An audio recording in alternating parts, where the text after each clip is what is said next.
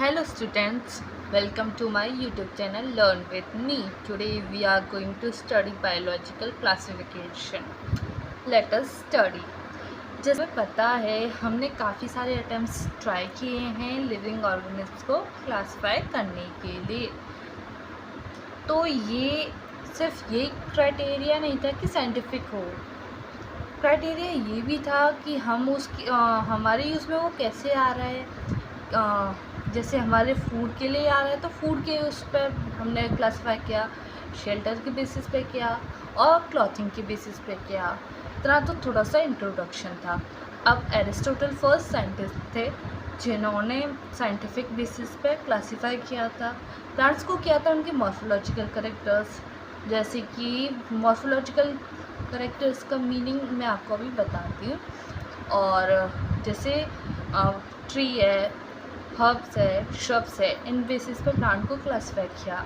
Trees यानी बड़े हैं, श्रब्स उनसे छोटे हैं, फिर हर्ब्स उनसे छोटे हैं। और एनिमल्स को क्लासिफाई किया था जिनके पास रेड ब्लड है और जिनके पास रेड ब्लड नहीं है। चलो उसको लिखते हैं। Aristotle was the first scientist who classified living organisms on the basis of क्या scientific basis, on the basis of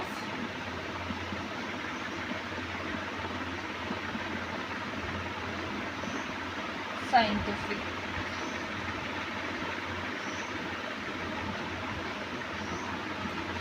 basis पे उन्होंने क्लासिफाई किया था। जैसे अगर हम प्लांट्स की बात करें तो उन्होंने मॉर्फोलॉजिकल फीचर्स पे, यानी कि जो करेक्टर्स हमें बाहर से देखने से पता चल जाए वो क्या कहलाते हैं, मॉर्फोलॉजी। जैसे अगर हम बात करें external features of an organism, living organism है ना। जैसे अगर हम मॉर्फोलॉजी की बात करें प्लांट्स का, हमें बाहर से देखने से क्या पता चल जाता है, इसके बारे में पता चल जाता है, इसकी स्टेम के बारे में पता चलता है, इसके रूट के बारे में पता चलता है। ये क्या है, उनकी मॉर्फोलॉजी की है। जैसे लीफ का हमें कलर पता चल जाता है, बाहर से देखने से पता चल जाता है कि नहीं, उसका शेप कैसा है और उसका साइज़ कैसा है, छोटा है या बड़ा है ना।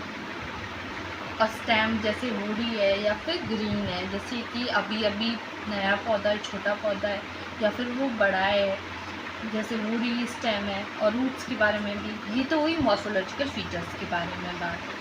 अब उन्होंने कैसे क्लासिफाई किया था प्लांट्स को, तो प्लांट्स को उन्होंने क्लासिफाई किया था उनकी हाइट की बेसिस पर बोल सकते हैं, क्योंकि उन्होंने क्लासिफाई किया था प्लांट्स को 3 पार्ट्स में।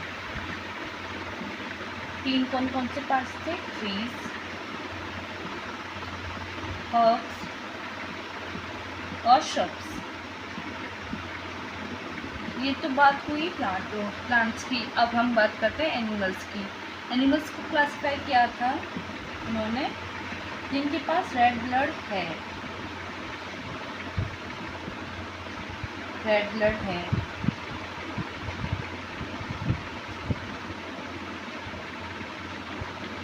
और जिनके पास रेड ब्लड नहीं है। ना समझ में आए। नेक्स्ट साइंटिस्ट की बात करें तो आता है कैरोलस लिनियस। देखो ये प्रीवियस चैप्टर्स में था, जब प्रीवियस ईयर में भी था, लेकिन अब तो ये डिलीटेड हो गया सिलेबस से इनके बारे में। कैरोलस लिनियस लिविंग वर्ल्ड में थे, है ना। इन्होंने दिया था two kingdom of classification.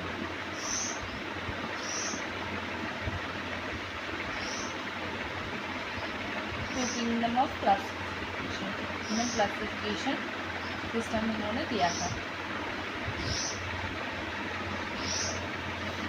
Carolus Linnaeus ने। बहुत इंपॉर्टेंट साइंटिस्ट थे एरिस्टोटल, और ये आपके एग्जाम में पूछा जा सकता है, ठीक है। कैरोलस लिनियस ने जो 2 किंगडम दिए थे वो कौन कौन से किंगडम थे, एक तो किंगडम था प्लांट और एक था एनिमल।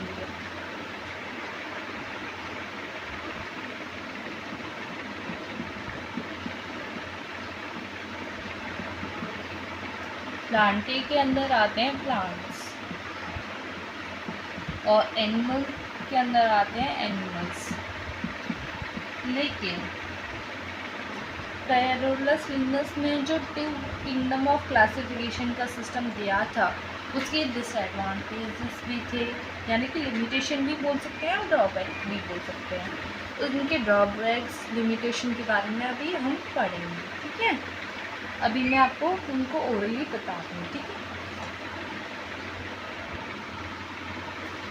पैरोलस लिंगस ने जो टू किंगडम क्लासिफिकेशन ऑफ दिया था उसमें प्लांट और एनिमल आया था, हमने ये पढ़ा, जिसमें उन्होंने सारे के सारे प्लांट्स और एनिमल्स को क्लासिफाई किया था सिस्टम, वो सिस्टम में आए थे, ठीक है। जो इन्होंने सिस्टम दिया था टू किंगडम ऑफ क्लासिफिकेशन, उस सिस्टम ने ना तो यूकैरियोटिक में डिफरेंस किया ना प्रोकैरियोटिक, यानी कि प्लांट हो चाहे एनिमल हो दोनों में आपस में यूकैरियोटिक भी है और प्रोकैरियोटिक भी है, उसमें कोई डिफरेंस नहीं था। यूनिसेलुलर मल्टीसेलुलर ऑर्गेनिज्म में भी कोई डिफरेंस नहीं किया उन्होंने। फोटोसिंथेटिक और नॉन फोटोसिंथेटिक को भी एक साथ रख दिया। अब ये लिमिटेशन और ड्रॉबैक्स को हम अभी लिखेंगे, ठीक है। Classification of organism into plants and animals was easily done, मतलब ये जो ऑर्गेनिज्म का क्लासिफिकेशन था वो इजीली तो डन हो गया और इजी टू अंडरस्टैंड था। लेकिन large number of organism in दोनों में से किसी भी किंगडम में नहीं आए, ये तो डिसएडवांटेज है इसका। ये टू किंगडम ऑफ क्लासिफिकेशन काफ़ी टाइम तक यूज तो हुआ, लेकिन ये ज़्यादा टाइम तक चला तो सही, लेकिन इसका बेनिफिट इतना नहीं था। तो ये टू किंगडम ऑफ क्लासिफिकेशन की बात हुई तो ग्रॉस मॉर्फोलॉजिकल की नीड तो थी इसमें, जैसे कि अच्छा ये वाली बताती हूँ, ड्रॉबैक्स लिखाती हूँ मैं इसकी, लिमिटेशन और drawbacks. Limitation of two kingdom of classification, limitation of two kingdom of classification system.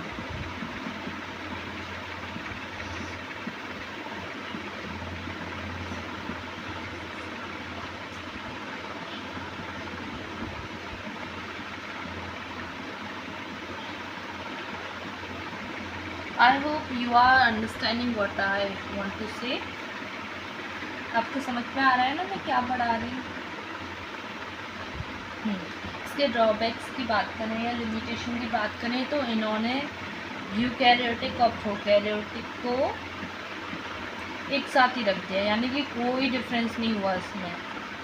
Eukaryotic and prokaryotic place together.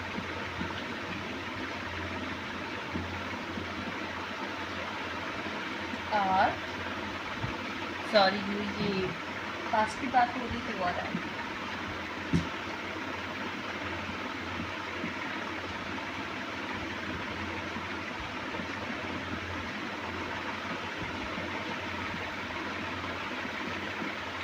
Place together नहीं, ये कह सकते हैं डिस्टिंग्विश नहीं किया था।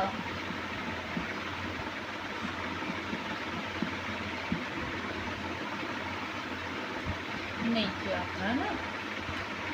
और इन्होंने यूनिसेलुलर मल्टीसेलुलर को भी नहीं, मतलब डिस्टिंग्विश किया इन्होंने, यूनिसेलुलर एंड मल्टीसेलुलर। इन्होंने फोटोसिंथेटिक का एग्जांपल जैसे वो है प्लांट्स में ग्रीन एल्गी, आपकी बुक में दे रखा है एग्जांपल ग्रीन एल्गी। आगे पढ़ेंगे इसके बारे में नेक्स्ट चैप्टर में। फोटोसिंथेटिक एंड नॉन फोटोसिंथेटिक, यानी कि जो अपना खाना खुद न बना सके।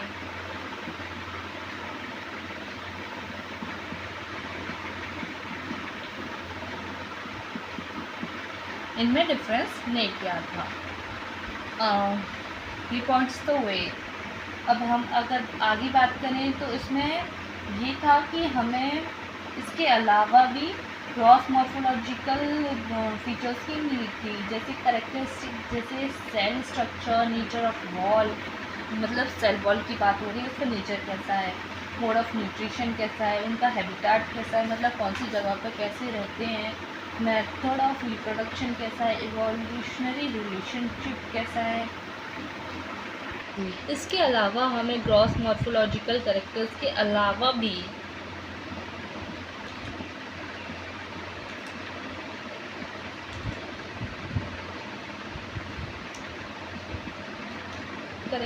अलावा भी हमें काफ़ी सारे और करेक्टर्स की भी ज़रूरत थी, जैसे कि हम अगर बात करें लाइक सेल का स्ट्रक्चर कैसा है, ठीक है। और अगर हम बात करें तो नेचर ऑफ सेल वॉल या वॉल बोल सकते हैं, उसमें वॉल लिखा है लेकिन बात यहाँ पे हो रही है सेल वॉल की। मोड ऑफ न्यूट्रिशन, यानी कि उनका मोड ऑफ न्यूट्रिशन कैसा है, ऑटोट्रॉफिक है या फिर हेटरोट्रॉफिक हैं, फोटोसिंथेटिक हैं, कीमोट्रॉफिक हैं, या फिर और भी सारे कैसा मोड ऑफ न्यूट्रिशन है, इसके बारे में भी हमें और भी चाहिए। जैसे हमें एनिमल्स को क्लासीफाई करना है तो हमें और भी पॉइंट्स चाहिए उनको क्लासीफाई करने के लिए। उनका हैबिटेट कैसा है, यानी कि किस जगह पे कैसे रहते हैं वो, मेथड ऑफ रिप्रोडक्शन कैसा है, एसेक्सुअल है या फिर सेक्सुअल रिप्रोडक्शन है उनका, इन सारी चीज़ों के बारे में हमें बात करनी चाहिए। उनको क्लासीफाई करने के लिए बहुत अच्छा सिस्टम होगा ना अगर ये सारी चीज़ों को इन्वॉल्व करेंगे, अगर हम क्लासीफाई करने के लिए लिविंग ऑर्गेनिज्म को। इवोल्यूशनरी रिलेशनशिप, अब इसके बारे में आपको मैं बताती हूँ। इवोल्यूशनरी रिलेशनशिप के बारे में थोड़ा सा आइडिया देती हूँ ये क्या है। इसका मतलब है, मतलब हमारे पूर्वज यानी कि एंसेस्टर कैसे थे, किससे किसका जन्म हुआ, एंसेस्टर या फिर एंसेस्ट्री रिलेशनशिप, क्या हमारे पूर्वज कौन थे, उनसे कैसे हमारा जन्म हुआ आगे। और भी इसको 12th क्लास में भी हम आगे पढ़ेंगे, इवोल्यूशन एक चैप्टर है अलग से, ठीक है।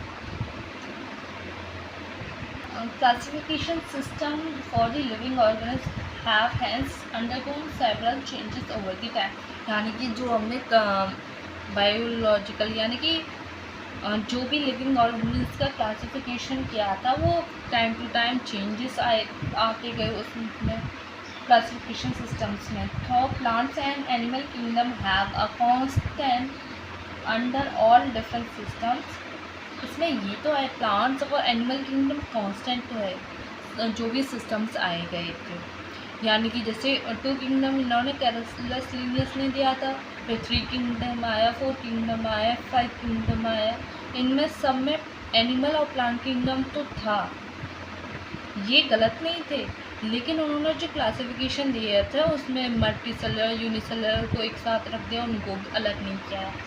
और इन्होंने फोटोसिंथेटिक नॉन फोटोसिंथेटिक को अलग नहीं किया, एक साथ रख दिया। और इन्होंने प्रोकैरियोटिक यूकैरियोटिक को एक साथ रख दिया कैरोलस लिनियस ने। तो ये डिसएडवांटेजेस तो थे, लेकिन प्लांट किंगडम और एनिमल किंगडम कांस्टेंट था सारे के सारे क्लासिफिकेशन ऑफ सिस्टम के लिए। आपके में 2 किंगडम और फिर 5 किंगडम क्लासिफिकेशन तो दे रखा है, 2 और जैसे 2 के बाद 3, 4, 5 किंगडम और 6 किंगडम आए थे, उनके बारे में नहीं है, 5 किंगडम के बारे में तो है, ठीक है। ये तो हुए थे कांस्टेंट। अगर हम बात करें 5 kingdom of classification system, 5 kingdom of classification R.H. Whittaker ने दिया था 1969 में, 5 kingdom of classification.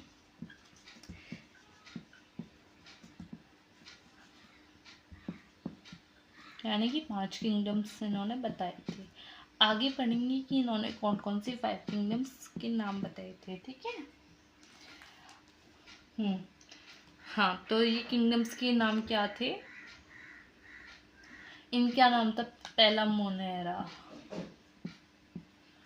Monera kingdom, फिर सेकंड था प्रोटिस्टा, प्रोटिस्टा। फिर था फंजाई, इसके बाद था प्लांटे, लास्ट में था एनिमेलिया। यानी कि ये 5 किंगडम्स उन्होंने प्रपोज किए थे आर्चफिटी करने। कब? 1969 में। देखो वो 5 किंगडम्स के नाम थे Monera, Protista, Fungi, Plantae and animalia. इनका मेन क्राइटेरिया क्या था इनको क्लासिफाई करने के लिए, वो पढ़ते हैं। Main criteria for classification.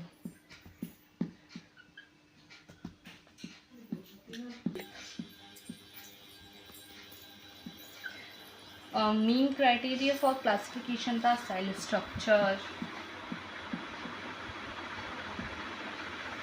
Body organisation,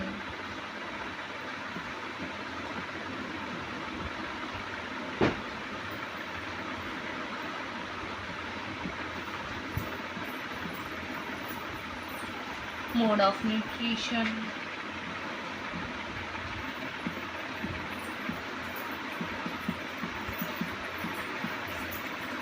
reproduction,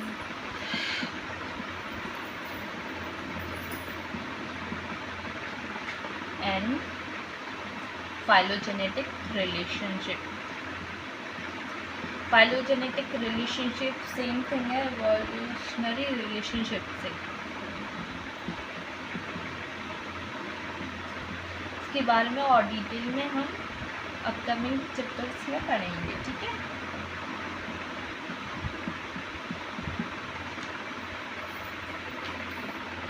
main criteria तो हुआ था cell structure, body organisation, mode of nutrition, reproduction and phylogenetic relationship. आपकी बुक में एक टेबल है, इस टेबल को थोड़ा सा मैं आपको पढ़ाती हूँ और लिखवाती भी हूँ, ठीक है।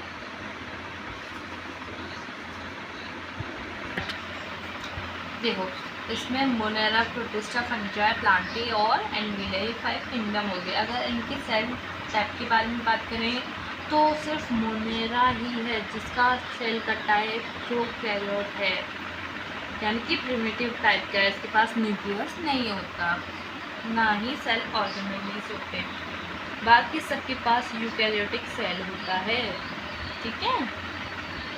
इनके पास भी सेम है, ठीक है। अगर हम बात करें सेल वॉल की तो मोनेरा यानी कि मोनेरा के बारे में मोनेरा किंगडम में कौन आते हैं वो आगे बताऊंगी। नॉन सेलुलोसिक यानी कि इनमें सेलुलोज नहीं होता, ठीक है। सेलुलोसिक पॉलीसेक्राइड होता है, पॉलीसेक्राइड की बनी होती है इनकी सेल वॉल, ठीक है।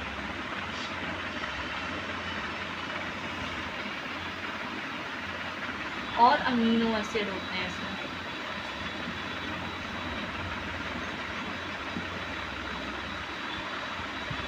और जो प्रोटिस्टा हैं उनमें कुछ में सेल वॉल प्रेजेंट होती है और कुछ में नहीं होती सेल वॉल प्रेजेंट इन सम। अगर इनमें प्रेजेंट होती है फंजाई में तो वो काइटिन की बनी होती है।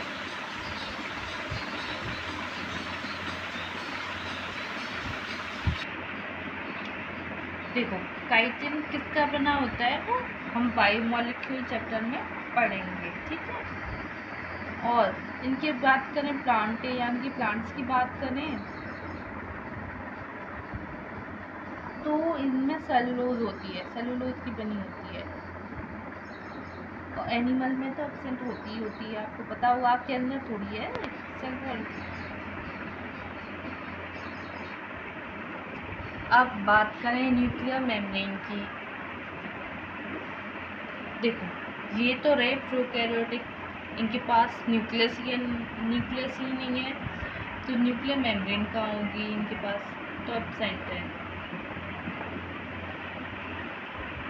और इनके पास प्रेजेंट है यानी कि इनके पास होती है, क्योंकि ये सब के सब क्या है यूकैरियोटिक है और मोनेरा है प्रोकैरियोटिक, तो उसके पास एब्सेंट है।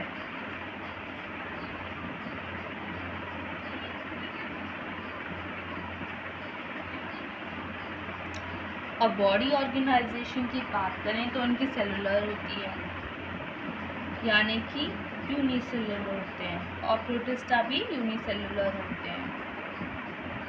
और ये क्या होते हैं? मल्टीसेलुलर होते हैं और मल्टीसेलुलर और लूज टिश्यू होते हैं, यानी कि जो टिश्यू होते हैं ना वो लूजली बाउंड होते हैं। इनकी बात करें तो उनमें टिश्यू होते हैं प्लांट्स में और ऑर्गन्स भी होते हैं, लेकिन ऑर्गन सिस्टम नहीं होता है, वो सिर्फ ओनली फीचर है एनिमलिया किंगडम्स का, यानी कि एनिमल्स का ही ओनली फीचर है। उनके पास टिश्यू भी होता है, उनके पास ऑर्गन भी होता है और उनके पास ऑर्गन सिस्टम भी होता है।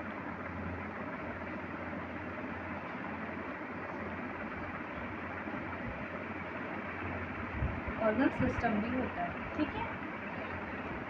और मोड ऑफ न्यूट्रिशन की बात अगर हम करें तो देखो, मोनेरा जो होते हैं वो ऑटोट्रॉफिक, यानी कि अपना खाना खुद बना सकते हैं। और ऑटोट्रॉफिक में भी ये कीमोट्रॉफिक भी हो सकते हैं, यानी कि केमिकल के थ्रू अपना खाना खुद बनाएं, है ना। कीमोसिंथेटिक और फोटोसिंथेटिक भी हो सकता है।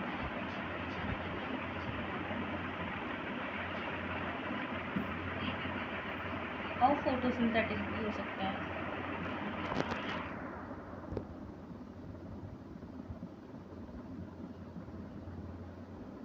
हेटेरोट्रॉफिक भी हो सकते हैं, यानी कि दूसरे पर डिपेंड है, अपना खाना खुद नहीं बना सकते।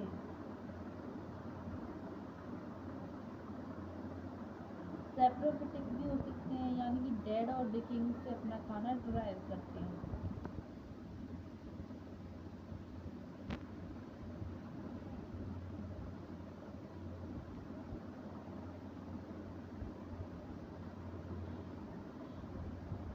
और पैरासिटिक भी हो सकते हैं, यानी कि फोर्स से अपना खाना ड्राइव करते हैं और बिना उसको कुछ नुकसान पहुंचाए। और अगर प्रोटिस्टा की बात करें तो वो ऑटोट्रॉफिक भी हैं, उसमें जैसे कि वो हो सकते हैं फोटोसिंथेटिक भी, और ये हेटेरोट्रॉफिक भी हैं। फोटोसिंथेटिक में आएंगे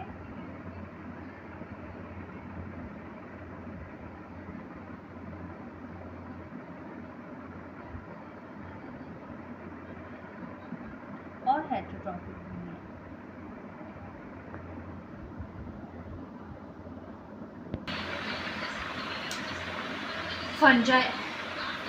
फंजाई की अगर हम बात करें तो वो हेटेरोट्रॉफिक में भी वो सेप्रोफिटिक हो सकती है, यानी कि डेड और डिकेइंग से अपना खाना ले, और पैरासिटिक भी हो सकती है, यानी कि होस्ट के ऊपर फीड करे।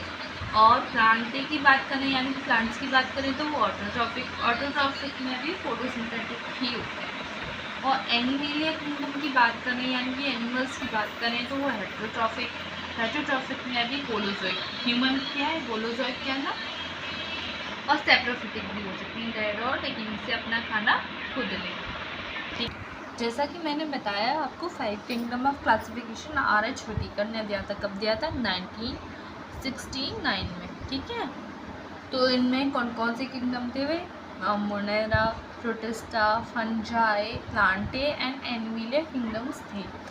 उनका बेसिस क्या था, यानी कि मेन क्राइटेरिया क्या था उनको क्लासिफाई करने का? तो उनका था सेल स्ट्रक्चर का, सेल वॉल का, बॉडी ऑर्गेनाइजेशन का, मोड ऑफ न्यूट्रिशन का, रिप्रोडक्शन का, फाइलोजेनेटिक रिलेशनशिप का। मैंने जो आपको टेबल पढ़ाई थी उनमें देखो, मैं आपको उसको याद करने का ट्रिक बता सकती हूँ। अगर हम बात करें Monera, Protista, Fungi, Plantae and Animalia, start. देखो, Monera, Protista, Fungi, Plantae and Animalia. और सेल टाइप की बात करें तो इनमें सिर्फ मोनेरा किंगडम ही ऐसा है जिसके पास प्रोकैरियोटिक सेल है, और बाकी सबके पास क्या है? यूकैरियोटिक सेल है। और सेल वॉल की बात करें तो इसकी नॉन सेलुलोज है, पॉलीसेकेराइड की है और अमीनो एसिड की है। और प्रोटिस्टा की बात करें तो सेल वॉल कुछ में प्रेजेंट होती है। देखो इसकी नॉन सेलुलोज और पॉलीसेकेराइड की होती है। और आर.एच. व्हिटेकर ने 1969 में प्रपोज किया था 5 किंगडम ऑफ क्लासिफिकेशन। हम इतना तो पढ़ चुके हैं। और उन किंगडम्स के क्या नाम थे? Monera, Protista, Fungi, Plantae and Animalia. और उनके मेन क्राइटेरिया ऑफ क्लासिफिकेशन क्या थे? सेल का structure, body organisation, mode of nutrition, reproduction and phylogenetic relationship. ये सारी चीज़ें हम पढ़ चुके हैं ना। ठीक है, देखो हमने वो टेबल भी पढ़ी है।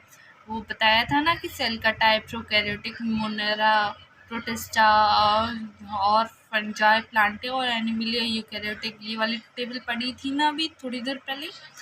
अब देखो ये 3 डोमेन वाला बात करें तो ये वैसे डिलीटेड है भी कि नहीं, बहुत ही कंफ्यूजन में चल रहा है, फिर भी बता देती हूँ मैं आपको। 3 domain system has also been proposed that divides the kingdom Monera into 2 domains। देखो मैं आपको इसको थोड़ा सा समझाती हूँ।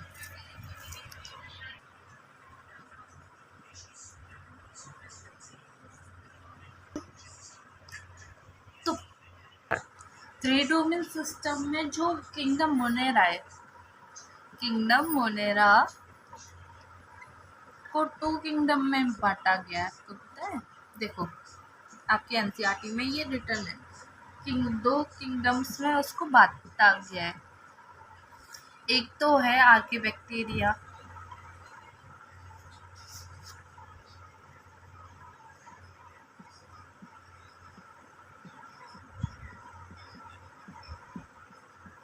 और एक है यूबैक्टीरिया।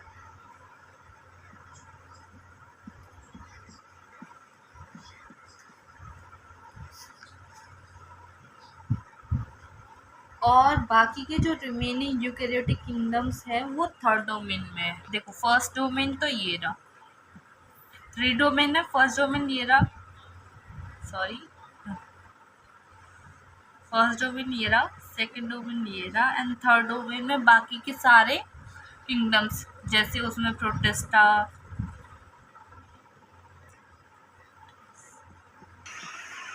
प्लांटे,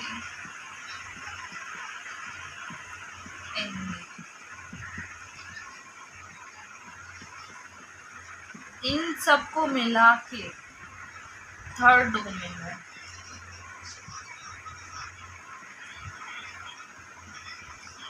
देखो 3 डोमेन सिस्टम में जो किंगडम मोनेरा है उसमें एक तो आर्किबैक्टीरिया लिया, एक यूबैक्टीरिया लिया। फर्स्ट डोमेन ये रहा, सेकंड डोमेन ये रहा। अब ये सारे के सारे चारों के चारों kingdom protista, Fungi, Plantae and Animalia, ये है 3rd डोमेन। इतना सबको क्लियर है? और इन सब को मिला के 6 किंगडम बनता है। देखो फर्स्ट ये रहा, सेकंड ये रहा, 3rd, 4th, 5th and 6th। इन सब को मिला के क्या बनता है? 6 किंगडम ऑफ क्लासिफिकेशन। आपकी एनसीईआरटी में थोड़ा सा मेंशन है तो मैंने आपको समझा दिया। 6 किंगडम ऑफ क्लासिफिकेशन सिस्टम, ठीक है।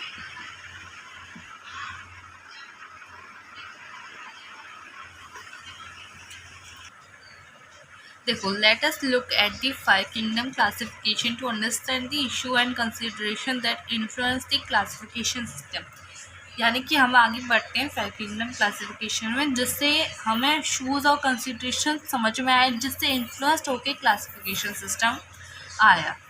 अर्लियर क्लासिफिकेशन सिस्टम यानी कि जो पहले के क्लासिफिकेशन सिस्टम थे उसमें bacteria, blue green algae, fungi, mosses, fawns, gymnosperm and the angiosperms under plants. यानी कि ये सारी चीज़ें प्लांट्स के अंडर आई थी पहले की क्लासिफिकेशन सिस्टम में। The character that unified this whole kingdom was that all the organism includes had a cell wall in their cells। देखो इन सबको एक ही किंगडम में लाने का मेन रीज़न क्या था कि इन सब के पास है ना, इनके सेल में सेल वॉल थी। मेन रीज़न क्या था कि इनके पास सेल वॉल थी, ठीक है। This placed together groups which widely differed in other characteristics। यानी कि जो पुराना किंगडम ऑफ मतलब पुराने जो क्लासिफिकेशन दिए थे उसमें क्या था, जो कि बाकी सारे करेक्टर्स में ना बहुत ही डिफरेंट थे एक दूसरे से, पर पुराने सिस्टम में इनको एक साथ रख दिया। ये डिसएडवांटेज हुआ ना, देखो, it brought together the prokaryotic bacteria and the blue-green algae cyanobacteria with other groups which were eukaryotic। देखो, ये सिस्टम जो अर्लियर सिस्टम थे वो प्रोकैरियोटिक बैक्टीरिया और ब्लू ग्रीन एल्गी यानी कि साइनोबैक्टीरिया को उन ग्रुप्स के साथ रख दिया जो कि यूकैरियोटिक थे, यानी कि प्रोकैरियोटिक को यूकैरियोटिक के साथ रख दिया। हमने देखो टू किंगडम ऑफ क्लासिफिकेशन के जो डिसएडवांटेज पढ़े थे वो उसको एक्सप्लेन कर रहा है ना। हमने पढ़ा था कि प्रोकैरियोटिक को यूकैरियोटिक के साथ रख दिया, वही बता रखा है यहाँ पे, ठीक है। देखो, it also group together the unicellular organism and the multicellular ones. यानी कि देखो उसको भी बता रहा है कि यूनिसेलुलर को मल्टीसेलुलर के साथ रख दिया। एग्जाम्पल की बात करें तो Chlamydomonas and spirogyra were placed together under algae. यानी कि देखो इनमें से एक क्लेमाइडोमोनास आई थिंक यूनिसेलुलर है और स्पायरोगायरा मल्टीसेलुलर है। इन दोनों को एक साथ प्लेस करते हैं एल्गी में। एल्गी हम आगे पढ़ेंगे प्लांट किंगडम चैप्टर में, ठीक है। The classification did not differentiate between the heterotrophic group fungi and the autotrophic green plant. देखो, जो अर्लियर क्लासिफिकेशन था उस क्लासिफिकेशन ने हेटेरोट्रॉफिक जैसे कि उसका एग्जांपल देने का फंजाई और ऑटोट्रॉफिक जैसे ग्रीन प्लांट्स को भी डिफरेंशिएट नहीं किया था। तो दे also showed a characteristic difference in their cell composition। देखो, ये तो था कि वो हेटेरोट्रॉफिक है और ऑटोट्रॉफिक है, जिस फंजाई हेटेरोट्रॉफिक है, ऑटोट्रॉफिक ग्रीन प्लांट्स है। इसके अलावा भी वो बहुत ही अलग कंपोजिशन दिखाते हैं उनकी वॉल में, सेल वॉल में, ठीक है। जैसे फंजाई की बात करें तो उसकी सेल वॉल किसकी बनी होती है, देखो काइटिन की, है ना। फंजाई की सेल वॉल किसकी बनी होती है, काइटिन की। अगर हम बात करें ग्रीन प्लांट्स की तो वो सेलुलोज की बनी होती है उनकी सेल वॉल, है ना। और फंजाई की किसकी बनी होती है, काइटिन की। When such characteristics were considered, the fungi were placed in a separate kingdom, kingdom fungi। अगर जैसे इन करेक्टर्स को अगर हम कंसीडर करते मतलब किया तो हमने फंजाई को एक अलग किंगडम में सेपरेट कर दिया है। उस किंगडम का क्या नाम था, किंगडम फंजाई, हमने पढ़ाई था अभी कुछ देर पहले ही। All prokaryotic organism were grouped together under kingdom Monera. मैंने आपको बताया था कि सारे के सारे प्रोकैरियोटिक ऑर्गेनिज्म कहाँ पे ग्रुप किए गए थे, किंगडम मोनेरा में। याद करने की ट्रिक भी बताई थी ना कि जो मोनेरा किंगडम है वही सिर्फ प्रोकैरियोटिक है, बाकी सब क्या है, यूकैरियोटिक। देखो, ये हुआ kingdom Monera and the unicellular eukaryotic organism were placed in kingdom protista. देखो, इसमें दे रखा है यूनिसेलुलर है लेकिन यूकैरियोटिक है, उनको क्या दे किया, किंगडम प्रोटिस्टा में। और kingdom Protista has brought together Chlamydomonas Chlorella earlier placed in algae with in the plants and both having cell wall. देखो, किंगडम प्रोटिस्टा में क्लेमाइडोमोनास और फ्लोरेला दोनों को प्लेस किया गया, जो कि पहले क्लासिफिकेशन में एल्गी के अंदर आए थे जो कि प्लांट्स में, और दोनों के पास सेल वॉल है विद पैरामीशियम एंड अमीबा। मतलब किंगडम प्रोटिस्टा में पैरामीशियम भी है और अमीबा भी है, जो कि पहले जो टू किंगडम ऑफ क्लासिफिकेशन दिया गया था कैरोलस लीनियस के द्वारा जो किंगडम ऑफ क्लासिफिकेशन दिया गया था टू किंगडम, उसमें ये प्लांट एनिमल किंगडम में क्लासिफाई किए गए थे क्योंकि इनके पास सेल वॉल नहीं थी। लेकिन ये किस के अंदर आते हैं? प्रोटिस्टा किंगडम के अंदर। It has put together organisms which in earlier classification were placed in different kingdoms। ठीक है, कि मैंने आपको अभी थोड़ी देर पहले बताया था कि किंगडम मोनेरा में सारे के सारे प्रोकैरियोट्स आते हैं और किंगडम प्रोटिस्टा में यूकैरियोटिक एंड यूनिसेलुलर ऑर्गेनिज्म आते हैं। और पहले अर्लियर क्लासिफिकेशन में क्या था? क्लोमाइडोमोनास और क्लोरेला पहले प्लेस किए गए थे एल्गी में, जो कि प्लांट्स में आता है, क्योंकि इन दोनों के पास सेल वॉल है। लेकिन ये दोनों भी आते हैं किंगडम प्रोटिस्टा में, और पैरामीशियम और अमीबा जो कि प्लेस किए थे पहले क्लासिफिकेशन में एनिमल किंगडम में, क्योंकि उनके पास सेल वॉल नहीं थी। लेकिन ये भी इस किंगडम प्रोटिस्टा में आते हैं, यानी कि क्लेमाइडोमोनास, क्लोरेला, पैरामीशियम, अमीबा, ये चारों के चारों किंगडम प्रोटिस्टा में आते हैं। ये क्यों हुआ? क्योंकि है ना, ओवर पीरियड ऑफ टाइम ये क्लासिफिकेशन का सिस्टम चेंज हुआ। ठीक है, it has put together organisms which in earlier classification were placed in different kingdoms। ये सारे के सारे अभी मैंने क्लोमाइडोमोनास, क्लोरेला, अमीवा और पैरामीशियम को बताया है ना, वो अब है ना एक साथ हैं। लेकिन अर्लियर क्लासिफिकेशन में ये डिफरेंट किंगडम्स में आए थे, क्योंकि ये क्राइटेरिया फॉर क्लासिफिकेशन चेंज हुआ है। This kind of changes will take place in future too depending on the improvement in our understanding of characteristic and evolutionary relationship. देखो, ये चेंजेस है ना, फ्यूचर में भी चेंज हो सकते हैं डिपेंडिंग ऑन दी इम्प्रूवमेंट, यानी कि हमारे समझने की शक्ति पर। जैसे हमारे समझने में थोड़ा इम्प्रूवमेंट होता है उनके करेक्टर्स पे, एवोल्यूशनरी रिलेशनशिप में, तो ये चेंजेस हो सकते हैं उसमें। Over time an attempt has been made to evolve a classification system which reflects not only the morphological, physiological and reproductive similarity but is also phylogenetic relationship। देखो, ये 5 किंगडम क्लासिफिकेशन के बारे में ही पढ़ रहे हैं हम डिटेल में थोड़ा सा।